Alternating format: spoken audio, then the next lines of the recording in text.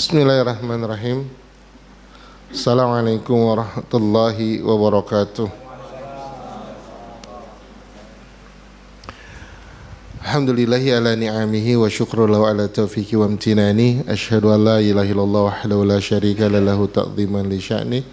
Wa asyhadu anna Muhammadan abduhu wa rasuluhu adda'i ila ridwani. Sallallahu alaihi wa ala alihi wa ashabihi wa ikhwanihi. Allahumma aslih lana sya'na kula wa la takina ila anfusina tarfata ain. Allahumma inna natabara'u min hawlina wa quwwatina wa naltaji'u ila quwwatik wa hawlik. Allahumma ansurna wa la tansuruna. Alhamdulillah, kita bersyukur kepada Allah Subhanahu wa taala. Dalam kesempatan kali ini Allah izinkan kita hadir dalam majelis yang kita berusaha mengambil faidah dari kitab yang ditulis oleh Syekh Muhammad bin Abdul Wahhab, yaitu Kitabut Tauhid, dan kita masuk di bab yang kedua atau penghujung bab yang kedua tentang Fadlut Tauhid, tentang keutamaan Tauhid dan dosa-dosa yang diampuni karena Tauhid. Ya, jadi salah satu keutamaan Tauhid yaitu dosa-dosa diampuni karena Tauhid. Ya. Keutamaan Tauhid itu banyak yang kemarin sudah kita lihat. Allah mengharamkan neraka buat orang-orang yang bertauhid. Allah memberikan petunjuk di dunia dan memberikan keamanan di akhirat buat orang-orang yang bertauhid. Semakin sempurna dia menjaga tauhidnya, maka semakin sempurnalah hidayah yang dia dapatkan.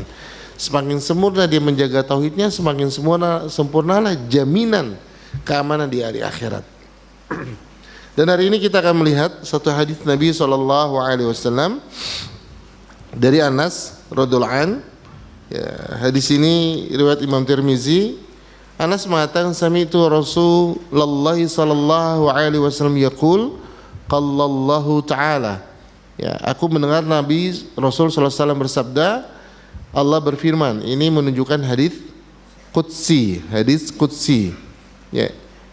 Di situ Allah mengatakan, ya ibna Adam, lau ataitani bi qurabil ardi khataya thumma laqitani lam tusyriku bi syai'a la ataituka bi qurabiha maghfiratan.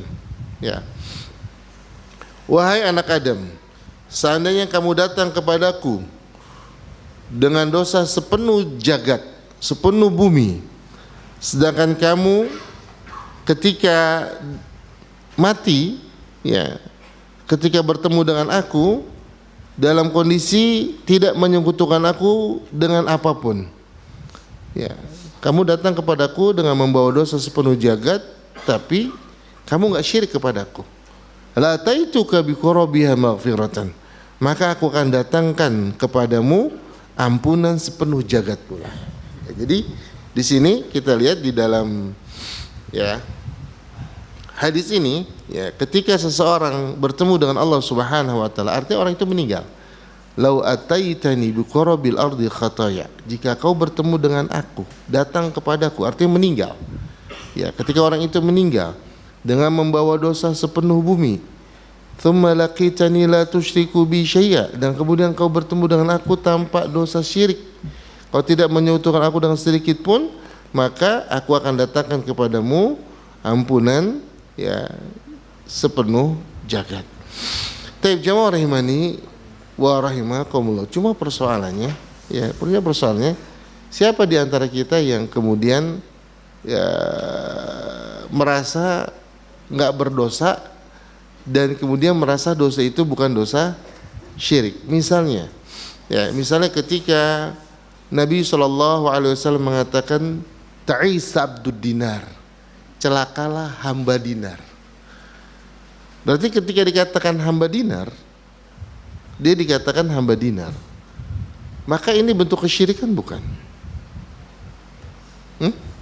Kalau kemarin kita sudah, Anda pernah jelaskan kan, maksiat itu bentuk kesyirikan bukan? Iya kan? Kenapa maksiat jadi bentuk kesyirikan? Afa'araita man ittakhadha ilahahu hawa. Tidakkah kamu perhatikan orang yang menjadikan hawa nafsunya sebagai Tuhan. Berarti dia menghambakan dirinya kepada hawa nafsu. Berarti menunjukkan kekurangan dari kesempurnaan tauhidnya, ya, dari kesempurnaan tauhidnya. Taib, ini jamaah rahimani wa rahmatullah. Jadi dosa yang dimaksud di sini bukan dosa-dosa yang terkait dengan kerusakan tauhid. Walaupun tadi kita katakan gimana, kita susah memahami bahwa orang yang berdosa itu bentuk dari kurangnya kesempurnaan tauhid. Maka setiap dosa menunjukkan demikian. Namun yang harus kita ketahui bahwa tauhid yang dimaksud dalam hadis ini adalah syirik yang dimaksud dalam hadis ini adalah syirik besar. Ya. Ada orang misalnya mencuri, ada orang misalnya berzina, ada orang misalnya melakukan perbuatan maksiat yang lainnya, namun dia tidak menyekutukan Allah Subhanahu wa taala, dia tidak menghalalkannya, dia takut kepada Allah, tapi dia terkalahkan oleh hawa nafsunya. Ini yang dimaksud dengan hadis ini. Tapi kalau kemudian dia menghalalkannya, ya ini nggak termasuk, karena penghalalan terhadap apa yang Allah haramkan itu bentuk kesyirikan. Penghalalan terhadap apa yang Allah halalkan ini bentuk kesyirikan, yaitu syirik rububiyah. Karena aturan halal dan haram hanya hak Allah, maka Allah memiliki kedudukan yang khusus. Ya, pertanyaannya sama kayak yang dulu. Syirik itu apa sih? Syirik itu apa sih? Atau tauhid itu apa sih? Mengesahkan Allah, gitu doang. Meyakini keesaan Allah, cuma gitu doang. Apa? Kitab tauhid, kita harus tahu nih dasarnya nih, pengertian tauhid. Nanti ke depannya kita harus apa? Mengesahkan Allah pada kedudukan yang menjadi kekhususan bagi Allah. Ya. Kedudukan ini khusus bagi Allah. Maka Allah esa di dalam kedudukan yang khusus bagi Allah. Nah, ini makna yang lengkap. Berarti kalau syirik itu menyamakan sesuatu selain Allah pada kedudukan yang menjadi kekhususan bagi Allah. Menyamakan, ya. Misalnya Allah punya kedudukan sebagai Rabb, sebagai pengatur. Terus ada yang disamakan, ada pengatur selain Allah, maka ini kesyirikan. Ya. Walaupun dia tidak meniadakan Allah. Ya, menyamakan itu bukan berarti meniadakan Allah. Misalnya takut. Takut ini menjadi rasa yang khusus hanya bagi Allah saja. Takut yang bernilai ibadah. Maka kalau sesuatu yang disamakan dengan rasa takut kepada Allah dengan rasa takut kepada selain Allah, kesamaan rasa takut ini itu menjadi kesyirikan. Begitu juga kecintaan. Nanti di bab ini, di bab-bab selanjutnya dalam kitab ini akan dibahas tentang takut, cinta, taat kepada selain Allah. Kenapa masuk kesyirikan? Karena syirik itu adalah menyamakan kedudukan selain Allah, ya, menyamakan sesuatu selain Allah pada kedudukan yang menjadi kekhususan bagi Allah. Ya, ya, taib. Jadi orang-orang yang berdosa tanpa menghalalkan, dia masih dapat ampunan. Ya, karena dia nggak berani. Kayak orang misalnya, ada orang minum khamr, dia tahu itu haram. Orang nggak minum khamr tapi mengatakan khamr itu halal. Mana yang lebih baik? Yang A minum khamr tapi mengatakan khamr itu haram. Yang B nggak minum khamr tapi dia mengatakan khamr itu halal. Mana yang lebih baik? Yang A, gitu ya. Jadi maksudnya di sini orang yang berdosa dengan sepenuh bumi, dia tidak menghalalkan dosa tersebut. Dia tahu itu haram, dia takut kepada Allah, maka yang demikianlah yang mendatangkan ampunan Allah. Itu maksudnya. Wallahu a'lam bishawab. Tapi kita masuk ke yang ketiga, ya.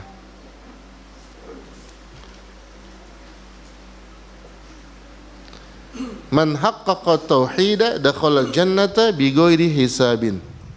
Barang siapa yang mengamalkan tauhid dengan semurni-murninya, haqqaqa tauhid, merealisasikan tauhid, dakhala jannata bighairi hisabin, dia akan masuk surga tanpa hisab. Bab ini ya sebagai penyempurna bab yang sebelumnya. Bab yang sebelumnya tentang keutamaan tauhid dan dosa-dosa yang dihapuskan dengannya.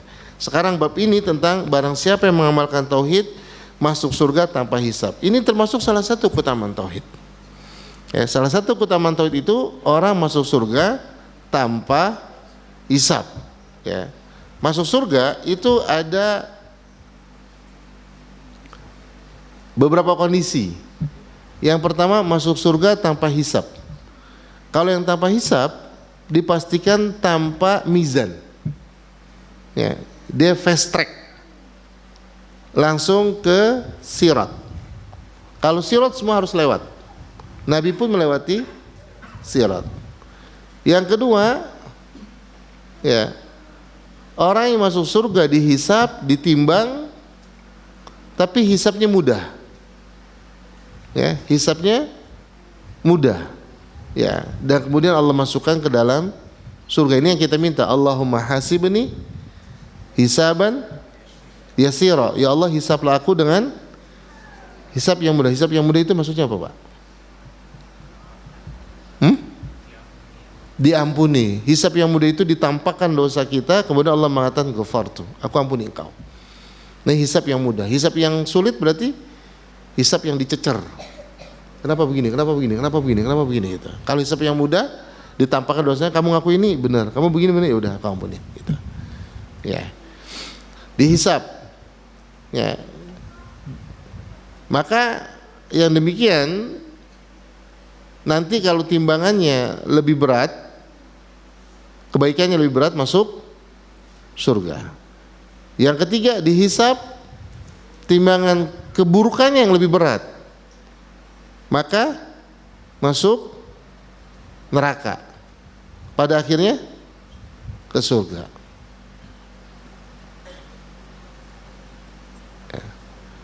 Yang ketiga, kalau timbangannya anget antara kebaikan dan keburukan, ditaruh di mana berarti? Kalau yang berat kebaikannya di surga, yang berat keburukannya di neraka. Kalau yang sama berat kebaikan keburukannya, mungkin nggak itu terjadi? Mungkin. Ya, para ulama mengatakan mereka ditempatkan di satu tempat yang tinggi, maka disebut dengan ashabul a'raf. Nggak di neraka, di tempat yang tinggi, tapi agak-agak stres juga. Karena kalau dengar teriakan penduduk neraka, gemeteran dia. Ya, kalau mendengar keceriaan penduduk surga, bahagia dia. Nah, ini ashabul a'raf yang pada akhirnya nanti Allah masukkan dia ke dalam surga. Semuanya masuk ke dalam surga. Ya, yang dihisab, ditimbang, masuk ke dalam surga. Ya. Tapi kalau orang kafir nggak ditimbang, nggak ditimbang. Apa yang mau ditimbang? Karena nggak ada kebaikannya. Wala nufala nuqimu lahum yaumal qiyamati wazna, dan mereka di hari kiamat tidak kami timbang. Taib. Nah, hisab sendiri pun itu sudah berat gitu. Ya. Audit itu deg-degan gitu ya. Ya, audit deg-degan. Ya, maka ternyata ada hamba-hamba Allah yang masuk surga tanpa hisab. Ya, ada hamba-hamba Allah yang masuk surga tanpa hisab. Dan di sini disebutnya oleh penulis, salah satunya mereka adalah yang merealisasikan tauhid, dan mereka adalah orang-orang yang masuk surga tanpa hisab. Persoalan merealisasikan tauhid berarti kan dia bisa terbebas dari syirik. Maka ada konsekuensi dari kalimat merealisasikan tauhid. Yang pertama, ilmu. Dia harus paham benar apa itu tauhid, harus paham benar apa itu syirik.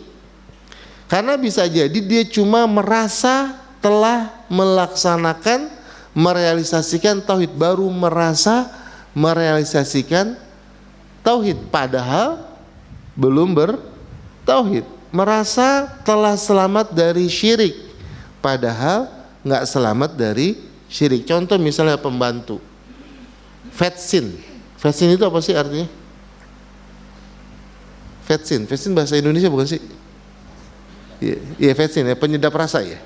Penyedap rasa ya. Nah, ibunya bilang gini, Mbak, sop ini jangan dikasih vetsin ya. Iya Bu. Pas dimakan, ini pakai vetsin? Enggak Bu, saya nggak pakai vetsin, cuma pakai Masako doang. Sama aja kan, gitu.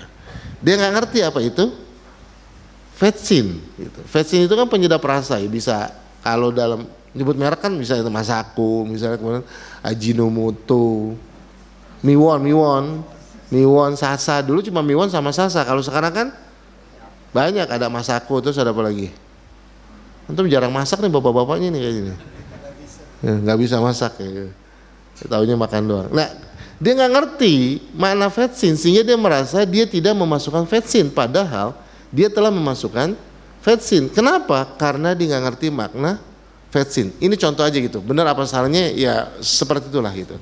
Nah, begitu juga orang yang kemudian dia sudah merasa nggak syirik, padahal dia nggak ngerti apa itu syirik. Dia merasa telah bertauhid, padahal dia sendiri nggak merasa ya dia sebetulnya nggak bertauhid gitu. Nah, kalau kita lihat di kitab Kasfus Syubhat, ya kan salah satu kedudukan yang menjadi kekhususan bagi Allah adalah diibadahi. Dan dia merasa dia beribadah kepada Allah kok.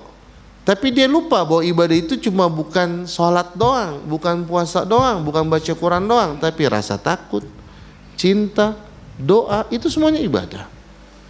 Ada orang merasa bertauhid tapi misalnya ketika lewat tempat serem dia bilang begini, numpang, aku mau lewat. Di mana letak syiriknya? Aku nggak beribadah kepada selain Allah kok. Aku cuma bilang numpang. Kalimat numpang itu kalimat apa? Minta apa? Minta perlindungan. Minta perlindungan itu dalam bahasa kitanya, dalam bahasa Qur'annya isti'adzah. Fasta'idz billahi, mintalah perlindungan kepada Allah. Minta perlindungan itu doa bukan? Doa berarti ngomong numpang itu doa bukan? Doa, berdoa kepada siapa? Selain Allah. Doa itu ibadah bukan? Ibadah, maka berdoa kepada selain Allah berarti syirik karena telah beribadah kepada selain Allah. Lihat, cuma kalimat numpang doang gitu. Dia merasa apa syiriknya sih? Mana syirik cuma ngomong numpang doang? Syirik tuh kalau aku sujud kepada pohonnya baru syirik. Kalimat numpang ini menjadi doa. Nah ini ya. Jadi yang pertama harus ada ilmu. Jadi dia mengerti tentang apa itu syirik, apa itu tauhid. Kalau nggak ngerti, nggak mungkin dia bisa merealisasikan tauhid secara utuh. Yang kedua keyakinan. Ya, dia tahu tapi nggak yakin. Dia tahu tapi nggak yakin. Atau dia tahu tapi dia masih sombong. Ya, dia nggak tunduk. Jadi yang ketiga ketundukan. Jadi ilmu, yakin dan tunduk. Ya, ini yang menjadi syarat ya untuk bisa merealisasikan tauhid. Ada orang yang tahu, ya, tapi nggak tunduk. Ada nggak yang begitu? Siapa orang yang tahu tapi nggak yakin? Contohnya siapa? Misionaris. Misionaris paham nggak tentang ilmu-ilmu Islam? Paham, yakin nggak dia? Enggak. Ya. Yakin tapi nggak tunduk. Siapa misalnya? Abu Thalib. Ya. Maka tanpa tiga ini orang nggak mungkin bisa merealisasikan tauhid. Dia harus punya ilmunya, dia yakin dan dia tunduk. Ya, kalau dia sudah memiliki tiga ini, maka dia akan bisa merealisasikan tauhid. Taib jamaah rahimani wa rahimakumullah, kita lihat di buku di halaman 12, penulis membawakan beberapa dalil di dalam bab ini. Yang pertama itu surat An-Nahl 120. Nah, penulis di dalam bab ini ingin memberikan contoh. Nih kalau pengen tahu orang yang merealisasikan tauhid, nih contohnya nih. Ini role modelnya. Ya, siapa? Khalilullah Ibrahim alaihissalam. Ketika Allah Subhanahu wa taala berfirman, "Inna Ibrahima kana ummatan qanitan lillahi hanifan wa lam yaku minal musyrikin." Sesungguhnya Ibrahim adalah ummah. Ya. Ummah di dalam Quran itu bisa datang dalam 4 makna, 4 wajah, 4 sisi. Yang pertama, ummah itu artinya agama, din. Ummah juga bisa artinya umat, kumpulan orang.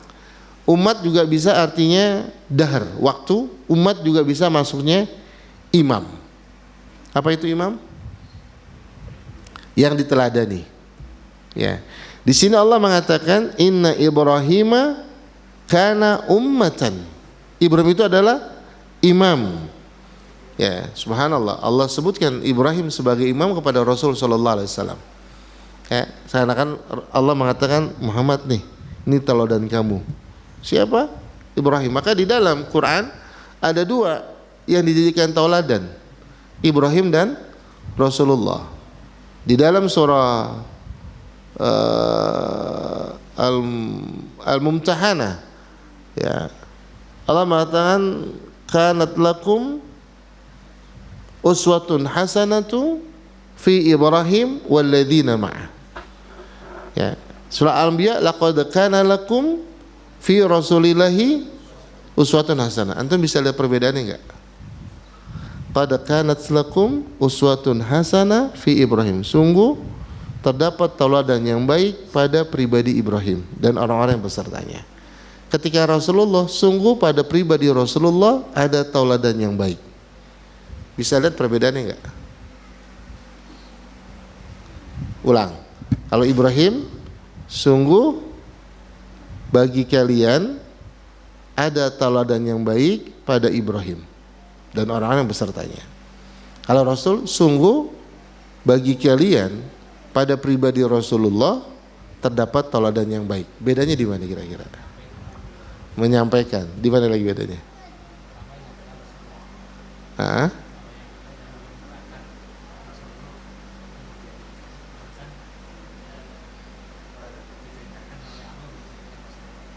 Kalau Ibrahim? Oh, bukan. Dua-duanya dari Allah ini. Dua-duanya dari Allah. Kan Quran. Surat Mumtahanah, dua-duanya firman Allah. Coba perhatiin.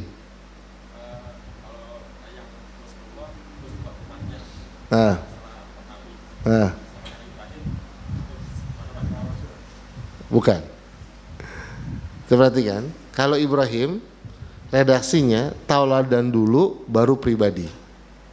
Kalau Rasulullah, pribadi Rasul baru tauladan. Sesungguhnya pada Ibrahim, sesungguhnya ada keteladanan pada Ibrahim. Kalau Rasul, sesungguhnya pada Rasulullah terdapat keteladanan. Bisa dipahami enggak? Jadi kalimatnya dibalik. Kalau buat Ibrahim, keteladanan dulu baru pribadi Ibrahim. Kalau Rasulullah, pribadi Rasulullah dulu baru keteladanan. Ini menunjukkan seluruh pribadi Rasul jadi keteladanan. Karena yang jadikan pribadinya. Sementara Ibrahim ada yang enggak jadi teladan dari Ibrahim. Ya, paham di sini? Maka dalam surah itu illal qaula Ibrahim li abi, kecuali perkataan Ibrahim kepada bapaknya. Saya akan mintakan ampunan kepada Allah. Ini yang enggak boleh jadi teladan. Ya, jadi keteladanan pada Ibrahim iya, tapi ada yang enggak teladan. Tapi ketika Rasulullah, pada diri Rasulullah terdapat teladan. Berarti seluruh pribadi Rasulullah jadi teladan. Gitu. Bisa dipahami di sini? Ya, taib. Nah, keteladanan Nabi Ibrahim alaihissalam itu pada ketauhidannya. Qanitan lillah, lagi patuh kepada Allah, hanifan, lurus.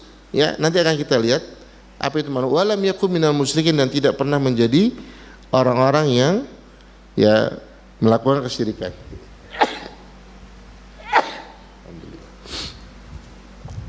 Tapi kita lihat yang pertama di sini, ini bentuk pujian Allah Subhanahu wa taala kepada Ibrahim, bahwa Ibrahim adalah imam matbu', imam yang diikuti.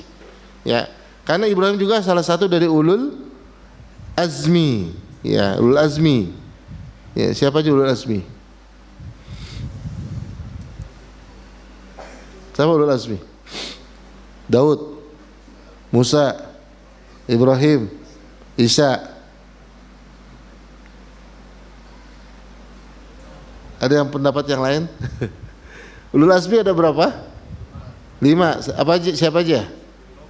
Nuh, Ibrahim, Musa, Isa. Muhammad sallallahu alaihi wasallam. Daud enggak? Ya, Daud enggak, ya. Ini jadi nabi kedudukannya enggak lebih tinggi dari rasul. Di atas rasul ada ulul azmi. Di atas ulul azmi ada siapa? Rasul sallallahu alaihi wasallam, Muhammad sallallahu alaihi wasallam, yang paling tinggi di atas seluruh nabi dan rasul, ya. Ibrahim, ya, amalannya, perbuatannya, jihadnya ini menjadi toladan. Maka kalau kita lihat Ibrahim alaihissalam di dalam ketauhidan itu di luar nurul, nggak masuk fikri. Kalau orang sekarang kan ngomongnya begitu, ya. Ya, subhanallah, antum bisa lihat bagaimana, ya, Nabi Ibrahim alaihissalam di dalam ketawakalannya kepada Allah subhanahu wa ta'ala. Ya.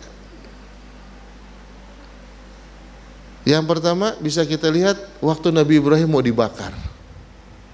Nabi Ibrahim dibakar itu, jadi bukan ini Nabi Ibrahim diikat, taruh kayu, dibakar. Ya, ada beberapa keterangan. Yang pertama, dibuatlah tumpukan kayu setinggi 6 meter, kemudian Nabi Ibrahim dilempar supaya orang itu lihat Ibrahim dilempar masuk ke dalam api. Ada yang mengatakan Ibrahim ditaruh di sebuah ruangan, kemudian ruangan itu ditutupin kayu bakar sampai akhirnya habis semua membakar Ibrahim alaihissalam.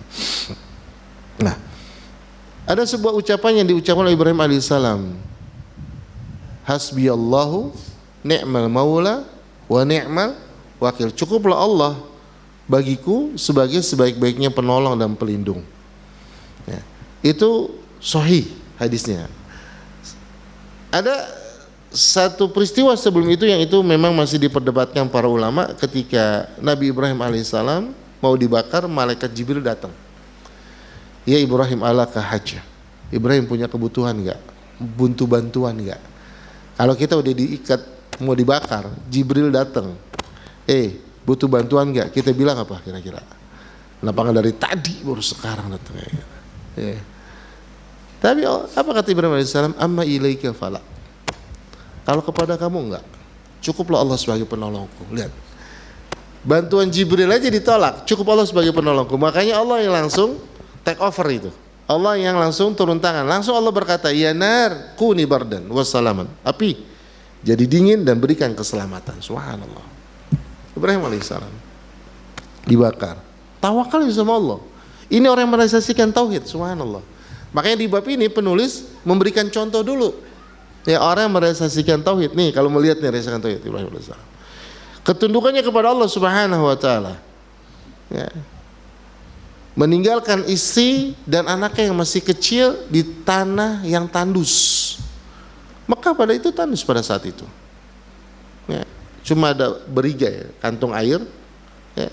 Sampai ketika Hajar berkata, ya, Ibrahim taruh Hajar dan Ismail, Ibrahim jalan, dipanggil sama Hajar. Ya Ibrahim, nggak berani nengok Ibrahim alaihissalam. Jalan terus, nggak keluar satu kata pun. Ya Ibrahim, sampai 2-3 kali dipanggil, baru kemudian Hajar paham suaminya ini seorang nabi. Maka Bunda Hajar mengatakan, ya Ibrahim, Allahu amaraka hadza. Ya Ibrahim, bukan apakah Allah yang memerintahkan ini? Baru keluar dari lisan Ibrahim, naam, benar, Allah yang merintahkan ini. Ketika tahu ini perintah Allah, apa kata Hajar? Innallaha la yudayyi'una. Allah enggak bakal sia-siakan kami. Dah. Subhanallah, keyakinan perintah Allah pasti mendatangkan kebaikan. Oh, subhanallah. Dites lagi menyembelih anaknya. Subhanallah. Lihat ketundukannya kepada Allah Subhanahu wa taala. Kalau kita kan masih ragu-ragu. Jangankan melaksanakan perintah Allah, meninggalkan yang diharamkan aja, kita masih ragu-ragu. Kerja di bank masih ragu, entah gimana kalau keluar, gimana kalau keluar, gimana kalau keluar, gimana kalau nggak begini ya, gimana kalau nggak begini ya, kalau nggak gini mana mungkin ya. Padahal udah jelas ada jaminan dari Nabi SAW. Barang siapa yang meninggalkan sesuatu yang haram karena Allah, barang siapa yang meninggalkan sesuatu yang haram karena Allah, Allah akan gantikan yang lebih baik dari apa yang dia tinggalkan tersebut. Subhanallah. Tapi ragu, bisnis masih aja riswah. Kalau nggak gitu gimana mau jalan? Lihat. Kan udah jelas ya. Lihat ketawakalan Ibrahim alaihissalam. Ya, maka dijadikan ya tauladan. Ya, maka dijadikan tauladan. Ya. Qanitan.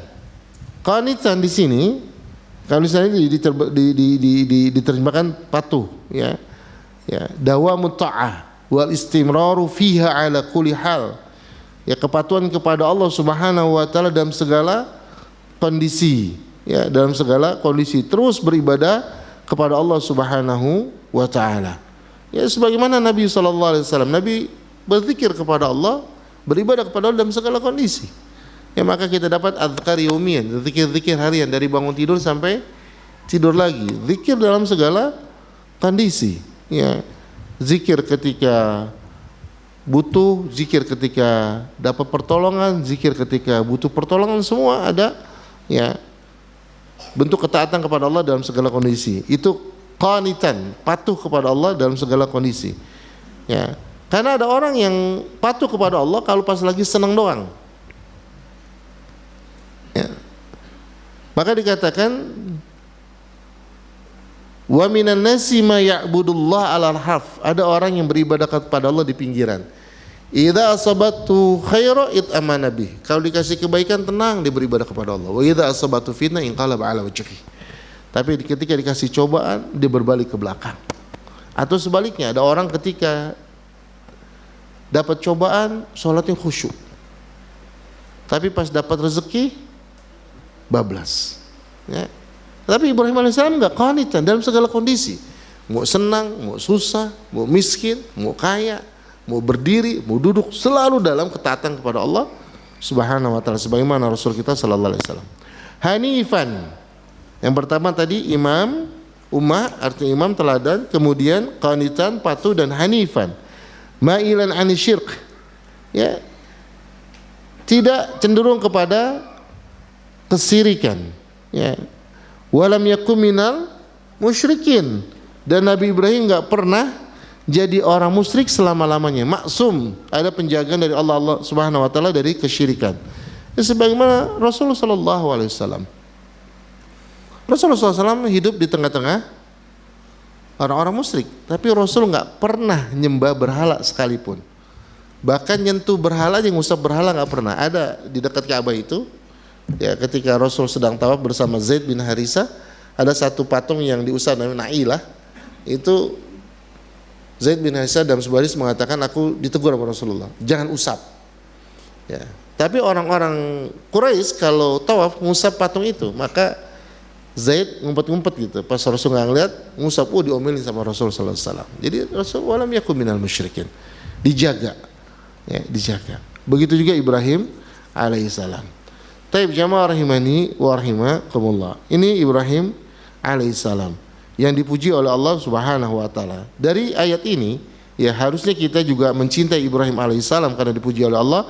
Yang paling penting adalah kita menapaki sifat-sifat Ibrahim alaihissalam, yaitu ketauhidan yang kuat kepada Allah Subhanahu wa taala. Ya. Taib ini jamaah rahimani wa rahimakumullah. Ya. Kemudian ya, ayat yang kedua di dalam menjelaskan tentang realisasi tauhid, yaitu walladzina hum bi rabbihim la yusyrikun. Ya. Dan orang-orang yang tidak mempersekutukan dengan Tuhan mereka. Ya, kalau kita mau lihat ayat ini ya dalam surah Al-Mu'minun ayat 59 ya, kita bisa lihat dari beberapa ayat sebelumnya ya.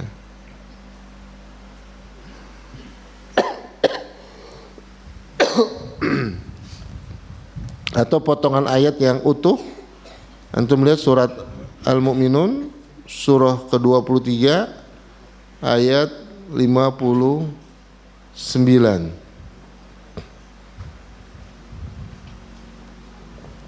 Dari ayat 57-nya. Di ayat 57-nya Allah mengatakan ya, innal ladzina hum min khasyati rabbihim musyfiqun. Ya, sungguh orang-orang yang takut azab Allah mereka sangat berhati-hati. Walladzina hum biayati rabbihim yu'minun. Dan mereka orang yang beriman dengan tanda-tanda kekuasaan Allah. Walladzina hum bi rabbihim la yusyrikun. Dan mereka yang tidak mempersekutukan Allah Subhanahu wa taala. Ya, taib. Kalau kita lihat di ayat ke-57-nya, innal ladzina hum min khasyati rabbihim musyfiqun.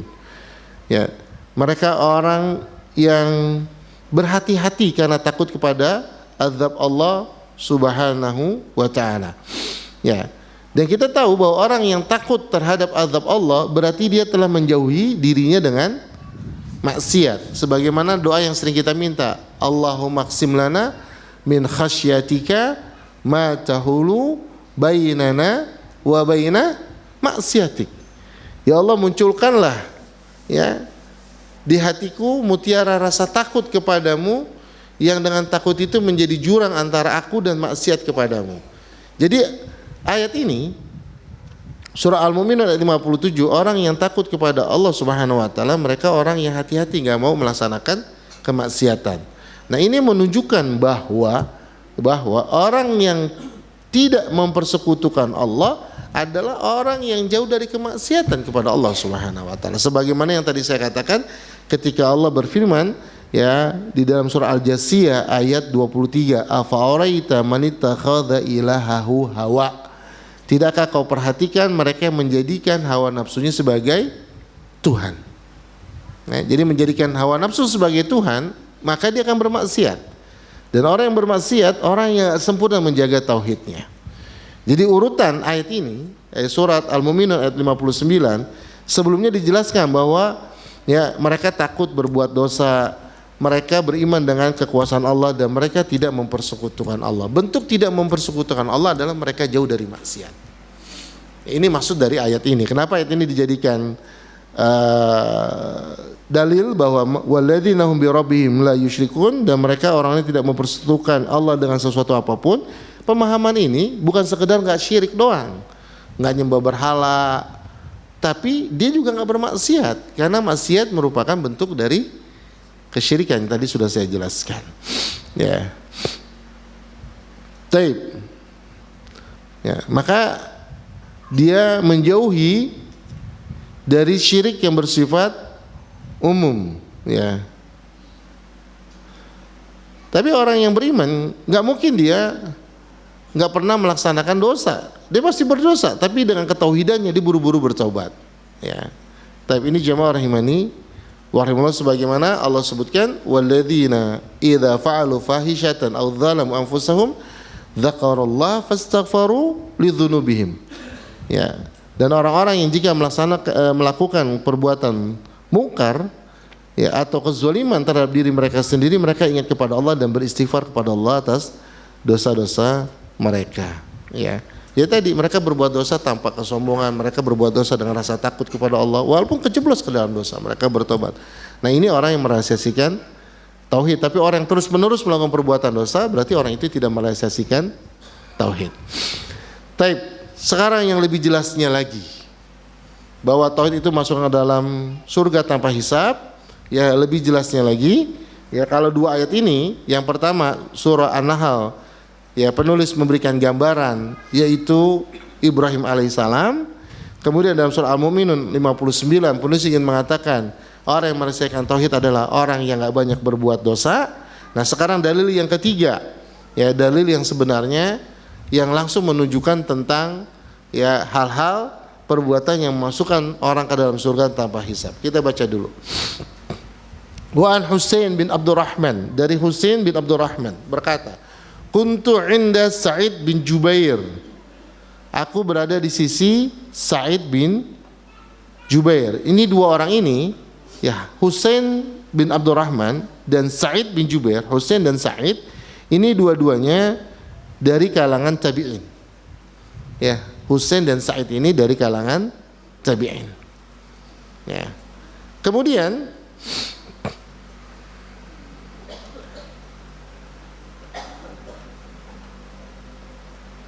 faqal, Ya.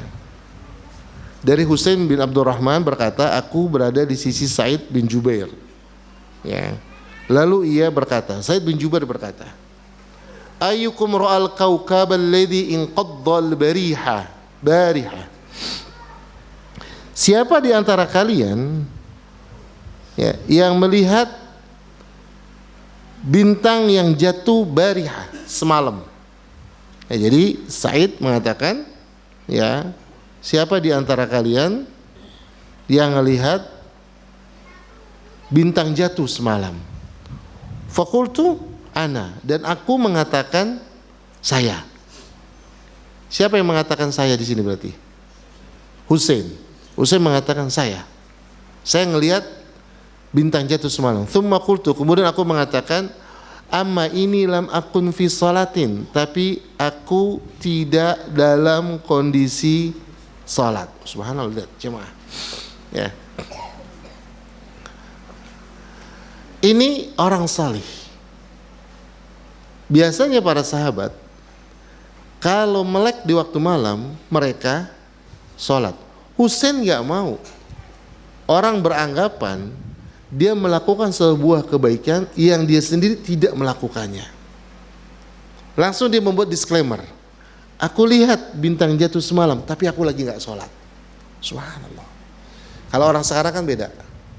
Orang sekarang justru men-spill dirinya seakan-akan melakukan sebuah kebaikan, padahal enggak. Ya, ini yang berbahaya itu. Ya. Padahal nggak melakukan kebaikan, tapi pengen dianggap melakukan kebaikan. Sementara Husain takut dianggap melakukan kebaikan karena indikasinya kalau ada sahabat tabi'in melek di waktu malam, kemungkinan lagi ngapain? Nonton bola? Nggak mungkin. Ibadah, sholat. Nah dia nggak mau orang punya pandangan seakan-akan dia melakukan kebaikan, tapi kemudian dia langsung mengatakan, ya, sesungguhnya aku, ya, walam akum fi salatin, ya, aku tidak dalam kondisi salat, walakinni ludiktu, tapi aku, ya, disengat kala jengking. Aku disengat. Biasa sengatan itu lebih karena binatang berbisa. Yang sering di zaman Rasulullah SAW sering menyengat adalah kala jengking, ya. Walakinni ludiktu, ya. Kemudian Sa'id mengatakan, fama sana'ta. Terus waktu kamu lagi kena kala jengking disengat, itu kan ada efeknya. Biasa kalau efek disengat kala jengking itu apa? Demam. Ya. Terus apa yang kamu lakukan? Ya, kemudian dia mengatakan, irtaqaitu. Aku meruqyah. Said mengatakan, fama hamalaka ala dzalik. Apa dasar dari perbuatan kamu meruqyah? Lihat. Ini obrolan dua orang saleh, dua orang berilmu. Ya. Ente ngapain semalam? Ente lihat bintang nggak jatuh? Lihat, tapi ana lagi nggak sholat. Ana lagi meriang kena kalajengking. Terus ente ngapain waktu lagi meriang? Nguruqyah.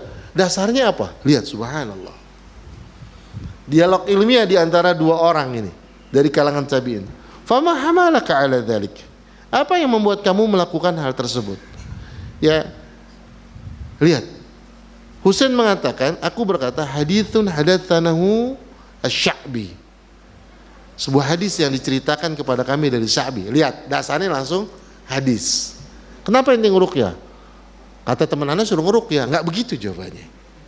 Kata radio suruh nguruqyah. Enggak begitu. Kata Ustadz Ana, enggak. Hadisun hadatsanahu Sya'bi. Sebuah hadis yang diceritakan kepada kami oleh Sya'bi. Subhanallah. Said mengatakan, wa ma hadatsakum. Apa yang Sya'bi sampaikan kepada kamu? Maka kemudian Husain mengatakan, hadatsana an Buraidah bin Husayb annahu qala la ruqyata illa man 'ain aw hummatin.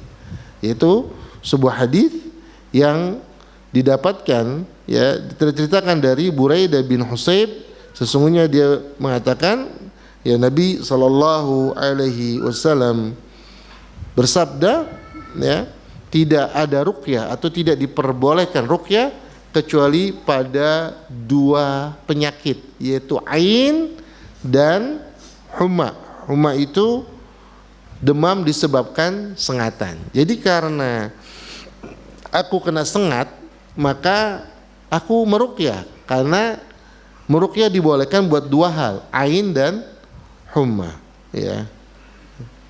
Kemudian Said mengatakan, qad ahsana man intaha ila mas sami'a. Sungguh baik orang yang mengamalkan apa yang dia dengar, ya. Tapi kemudian ya, kita lihat di sini Said memberikan dalil yang berbeda. Lakin hadatsana Ibnu Abbas anin Nabi sallallahu alaihi wasallam. Karena tabi'in langsung kepada sahabat. Akan tetapi telah menceritakan kepada kami Ibnu Abbas dari Nabi sallallahu alaihi wasallam. Ya, di sini yang akan menjadi syahid dari pembahasan kita, ya. Maka di buku baru ditulis redaksi hadisnya. Uridat alayyal umam.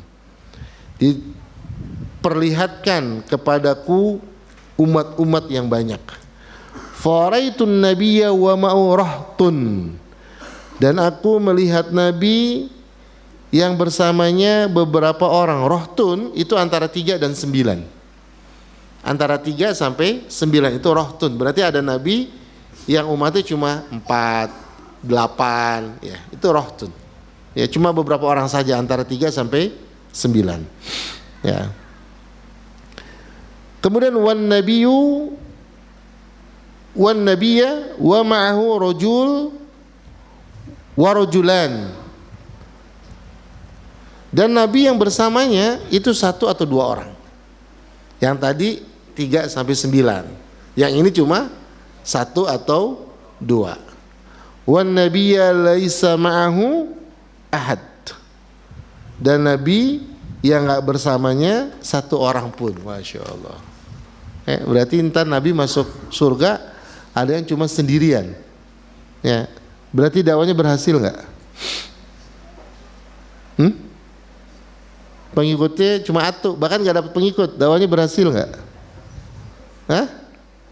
Berhasil. Apa indikasi berhasil? Dakwah itu menyampaikan, ya, menegakkan hujah, menegakkan kebenaran. Berarti selama dia menyampaikan kebenaran, berarti dakwanya telah berhasil. Itu dakwah. Jadi kita nggak bisa katakan ustadz ini pengikutnya sedikit, berarti dakwanya nggak berhasil. Enggak, selama dia menyampaikan kebenaran, berarti dakwanya berhasil. Lihat, Nabi ada yang masuk surga sendirian, dan Nabi nggak ada yang dakwahnya gagal, karena dibantu oleh Allah Subhanahu wa taala. Jadi ini perlu diperhatikan, bukan standarnya banyak pengikut. Walaupun banyak pengikut itu bagian sebuah kabar gembira dari Allah Subhanahu wa taala atas orang tersebut. Bisa jadi karena keikhlasannya. Ya kalau kita bisa Ustaz Syafiq, ya kalau yang lokal ya, domestik ya, kita lihat insyaallah bisa jadi karena keikhlasannya gitu ya. Ya kalau Nabi aja ada pengikutnya cuma 1, ya kalau kita ngaji pengikutnya cuma 1, sesek juga sih emang gitu. Tapi Masya Allah imannya beda ya. Syekh Utsaimin pernah mengatakan dia ikut di duduk majelisnya Syekh Sa'di, ya itu cuma 3 orang muridnya dalam bertahan sekian tahun, 3 doang itu, subhanallah.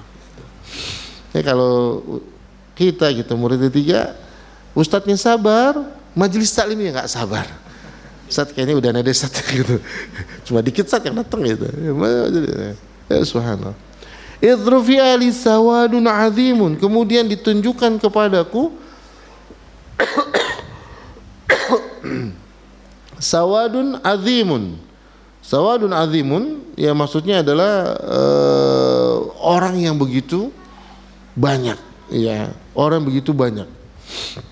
Fadhanantu annahum ummati, dan aku berprasangka ini umatku ini. Ya, ini orangnya begitu banyak, jangan-jangan ini umatku gitu. Faqila li, dikatakan kepadaku, hadza Musa wa qaumuhu. Ini Musa bersama kaumnya. Oh, berarti ini menunjukkan Nabi Musa kaumnya banyak, pengikut Nabi Musa banyak. Fa nadartu fa idza sawadun azim, dan aku lihat lagi ternyata ada kelompok yang besar lagi. Umat yang besar lagi. Faqila li, dikatakan kepadaku, hadhihi ummatuk. Ini umatmu. Wah, berarti umat Nabi Muhammad juga besar. Ya, berarti yang masuk surga nanti. Ini kan masuk surga nih. Ada yang masuk surga tadi sendirian, ada yang berduaan, ada yang bertiga sampai 9, ada yang besar, ada yang besar lagi. Berarti yang masuk surga umat Nabi Muhammad SAW banyak gak? Banyak, subhanallah. Alhamdulillah. Sebagian ulama mengatakan salah satunya Allah berikan kita Ramadan. Allah berikan kita Quran. Subhanallah. Ini Ramadan. Masih ingat kan hadis satu orang yang hidup lebih lama dari orang yang mati syahid kan? Dia hidupnya lebih lama nih 1 tahun dari yang mati syahid. Ya, mati syahid ini pahalanya besar nggak? Besar. Yang 1 tahun ini nggak mati syahid. Kira-kira yang masuk surga duluan yang mati syahid atau yang hidupnya lebih lama setahun? Harusnya mati syahid dulu. Maka bingung. Thalha bin Ubaidillah bingung waktu ngimpi 2 orang ini gitu. Sampai ke Rasulullah, kata Rasulullah, min aini alaysa min ayyi syai'in ta'jabun. Min aina dzalika ta'jabun. Dari sisi mana kalian takjub, bingung dengan hal ini? Ya bingung ya Rasul, ini orang lebih taat, jihad, mati syahid, kok masuk surganya belakangan. Apa kata Nabi SAW? Alaysa hadza makatha ba'dahu sana? Bukankah orang ini hidup 1 tahun lebih lama dari yang mati syahid? Benar ya Rasulullah. Kemudian apa kata Rasul? Wadraka Ramadan. Dia ketemu lagi 1 kali Ramadan. Subhanallah. Dia puasa, dia sholat, dia Lailatul Qadar. Subhanallah. Nah, ini 1 bulan ini, ya, dan setahun hidupnya. Kata Nabi SAW, bainahuma aba'adu bainas sama'i wal ard. Mereka berdua itu jauhnya, itu lebih jauh daripada langit dan bumi. Mengejar ketertinggalan karena hidup 1 tahun. Dan salah satunya ketemu Ramadan. Ini bulan akselerasi. Bulan akselerasi. Ya, harusnya kita bisa memanfaatkan Ramadan ini sebagai akselerator. Ya, mengejar ketertinggalan ibadah kita. Ya, subhanallah. Tapi berarti umat Nabi Muhammad masuk surga paling banyak. Imam Nawawi mengatakan selain Ramadan, Quran. Ya, Quran kan gampang. Ya, modal baca Quran cuma modal mangap doang. Ya, nyender mangap, dapat pahala. Subhanallah, iya kan? Antum ngapain? Ya, keluar duit enggak? Keluar tenaga enggak? Nyender coba. A'udzubillahi minasyaitonir rajim. Bismillahirrahmanirrahim. Qaf wal Qur'anil Majid bal ajibu an ja'ahum minhum. Berapa huruf yang bisa kita dapatkan? Subhanallah. Ada yang lebih ringan juga, senyum. Tapi enggak bisa banyak.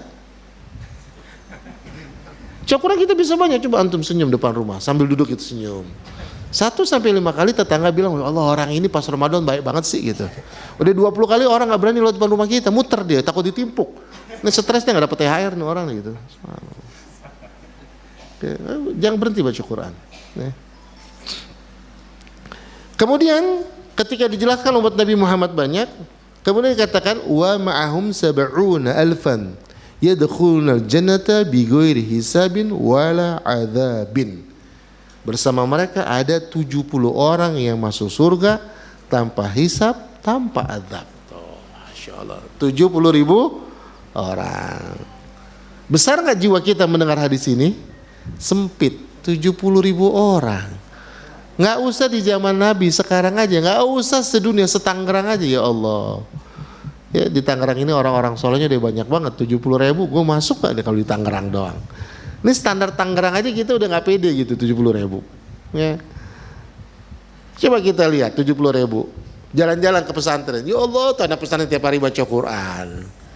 Nah pesantren baik-baik kagak nonton TV, kagak ngeliat iklan. Kita kerja ngeliat ngeliat ini, baca Quran juga seadanya. Nggak usah dibandingin sama zaman Rasul. Zaman sekarang aja coba. Ya. Udah nggak pede kita. Ya udah, nggak usah bicara personal. Tapi coba kita penuhi sifat-sifatnya. Nah kan Nabi nggak nyebutin 70.000 orang itu nama-namanya. Tsumma nahadha fadakhala manzilahu. Nabi bangkit, habis ngomong begitu, Nabi balik ke rumahnya. Fakhadun nasu fi ulaik. Ya, maka manusia, maksudnya sahabat pada saat itu, ya, memperbincangkan fi ulaik 70.000 orang itu siapa ya? Siapa aja kira-kira aja. Wah, terjadilah perbincangan di antara para sahabat. Faqala ba'duhum fala'alahum ladzina sahibu Rasulullah sallallahu alaihi wasallam. Oh, jangan-jangan mereka ini adalah orang-orang yang menjadi sahabat Rasul sallallahu alaihi wasallam. Wa qala ba'dhum, sebagian lagi mengatakan fala'alahumul ladzina wulidu fil Islam falam yusyrik billahi syai'a. Jangan-jangan 70.000 orang itu orang yang lahir dalam kondisi Islam, enggak pernah melakukan kesyirikan kepada Allah Subhanahu wa taala. Wa dzakaru asya. Wah, mungkin yang begini, mungkin yang infaknya gede, mungkin yang gini, mungkin yang jangkauannya panjang, mungkin yang hafal Qur'annya banyak, mungkin yang begitu. Kemungkinan. Ini siapa 70.000 orang? Fa kharaja alim Rasulullah sallallahu alaihi wasallam fa akhbaruhu. Kemudian Nabi keluar mengabarkan kepada mereka. Nih, aku kasih tahu ya, yang 70.000 orang itu siapa aja. Yang pertama, humul ladina la yastarqun. Mereka yang enggak minta diruqyah. Bukan mereka yang diruqyah, bukan mereka yang meruqyah, mereka yang tidak minta diruqyah. Nanti akan kita lihat. Ya. Kemudian yang kedua, Nabi SAW mengatakan wala yaktawun, mereka yang enggak minta dikai. Kai itu pengobatan orang Arab ditempel dengan besi panas. Yang ketiga, wala yatatayyarun, mereka tidak tatayyur. Wa ala rabbihim yatawakkalun, dan mereka yang bertawakal kepada Allah Subhanahu wa taala. Lihat. Jamaah rahimani wa rahimakumullah.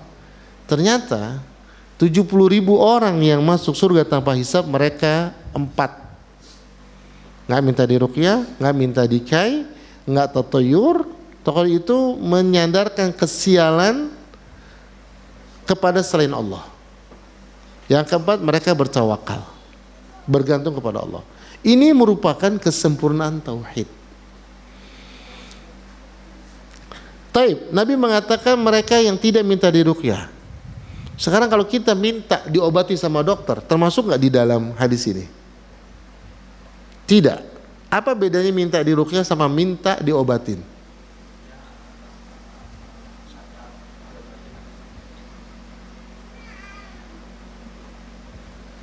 Diobatin atas nama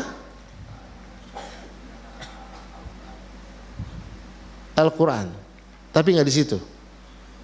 Kenapa minta diruqyah? Itu keluar dari 70.000 orang yang merealisasikan tauhid, tapi minta diobati, kan sama-sama diobatin kan? Yang satu diobatin pakai ruqyah, yang satu diobatin pakai medis. Kenapa diobatin pakai medis nggak ada masalah, tapi diobatin dengan ruqyah kok jadi masalah? Perhatikan jemaah. Kalau kita ke dokter minta diobatin, kita nggak ngerti. Kita nggak paham tentang ilmu kesehatan, kita nggak paham tentang obat-obatan. Jadi kita sama sekali nggak bertawakal kepada si dokter yang telah kita ketahui apa yang harus kita lakukan, karena memang kita nggak tahu. Tapi kalau minta diruqyah, itu kita bergeser ketawakalan kita kepada si roki atau orang yang meruqyah. Kenapa? Kita tahu cara meruqyah. Tahu nggak cara meruqyah? Baca apa? Al-Fatihah cukup.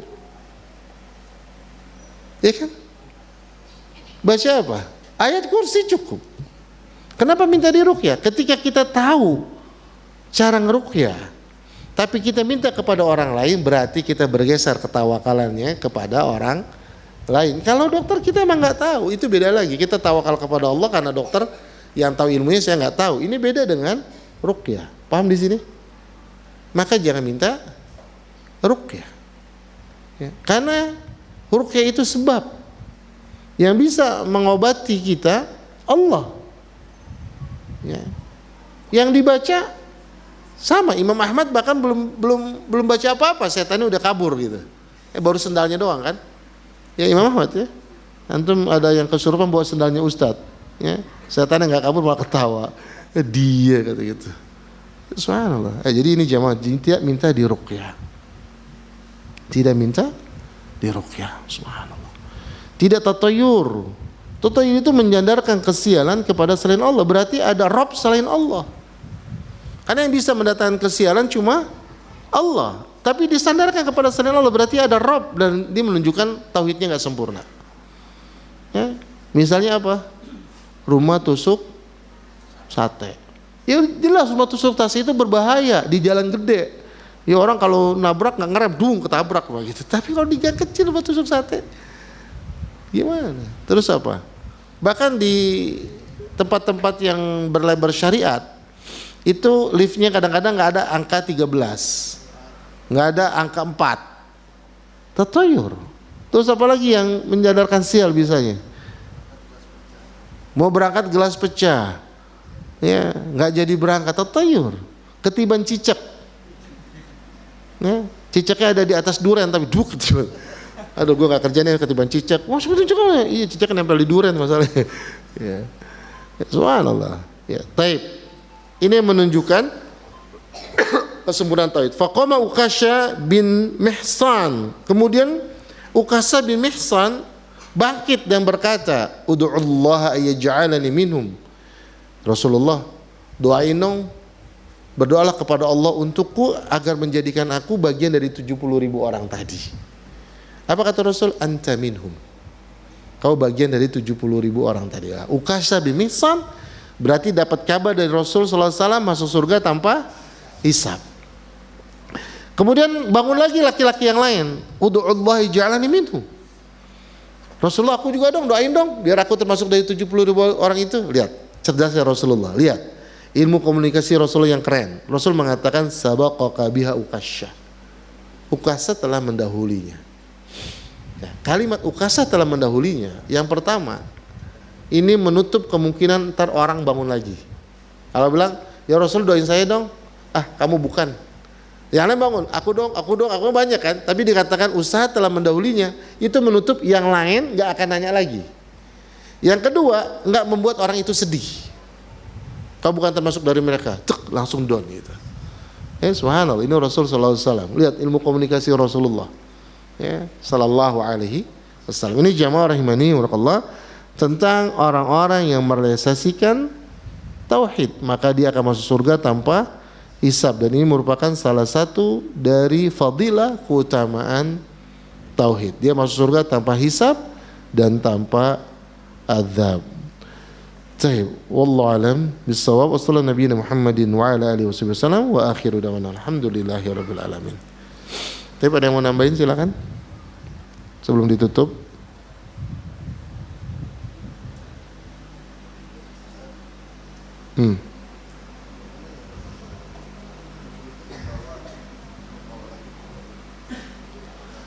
Iya, ada hadis yang lain yang mengatakan dari 70 orang itu masing-masing membuat 70.000 lagi. Ada hadis yang lain. Ya. Tapi wallahu a'lam bishawab, ya apakah kemudian membawa itu bentuk syafaat ataukah membawanya seperti apa? Yang saya pahami itu adalah syafaat. Jadi dia bisa memberikan syafaat kepada 70.000 orang lagi. Ya.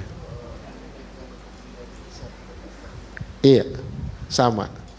Oke lah, kita anggaplah 70.000 kali 70.000. 70 kali 70 berapa?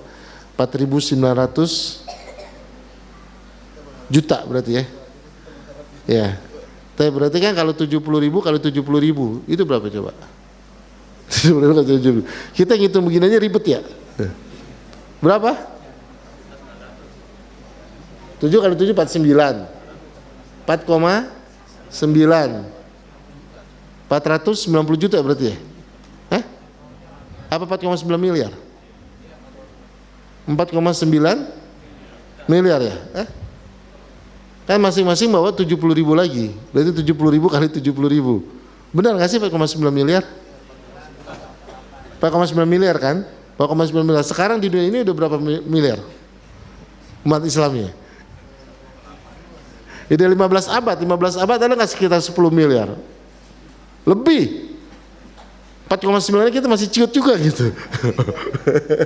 Udahlah, pakai yang penting penuhin aja lah kriterianya. Bismillah, kita tawakal kepada Allah lah, udah bismillah ya. Saya khair insyaallah. Ada lagi yang lain? Ya.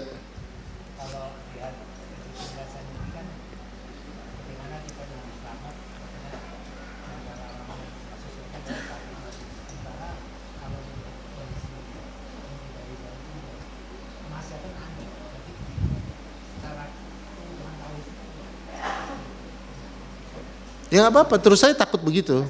Nggak apa-apa, takut aja terus gitu. Karena takut itu jadi, justru kalau kita udah merasa aman, itu yang berbahaya gitu. Dengan takut itu akhirnya kita bertobat lagi, ingat dosa, bertobat terus gitu. Tapi kalau merasa aman, kayaknya gue udah aman, itu yang berbahaya justru. Terus takut aja, terus takut karena ya tanda-tanda keimanan adalah kita takut gitu. Kalau kita sudah merasa aman, itu justru malah berbahaya. Yang penting terus kita bertobat, husnuzon kepada Allah, Allah menerima taubat, terus minta tolong lagi, bertobat lagi, minta tolong terus gitu. Sampai kapan? Sampai mati. Ya. Ya kalau kita udah merasa kayaknya udah nggak ada dosanya nih, malah kita entar nggak bertobat lagi, malah bahaya lagi entar. Wallahu a'lam.